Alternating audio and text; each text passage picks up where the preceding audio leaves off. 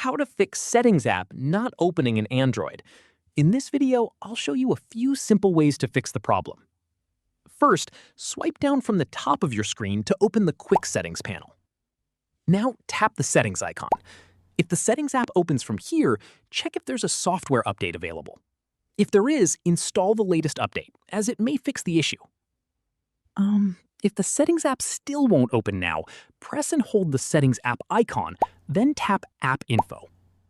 Next, tap Storage, then select Clear Cache. If the problem continues, tap Clear Data. This will reset the Settings app to its default state, but won't delete your personal files like photos or videos. After that, try opening the Settings app again. If it's still not working, press and hold the power button and tap Restart. Once your phone restarts, check if the Settings app opens normally. These steps fix the Settings app for most Android users. If this tutorial helped you, don't forget to like, subscribe, and turn on notifications for more Android how-to tutorials.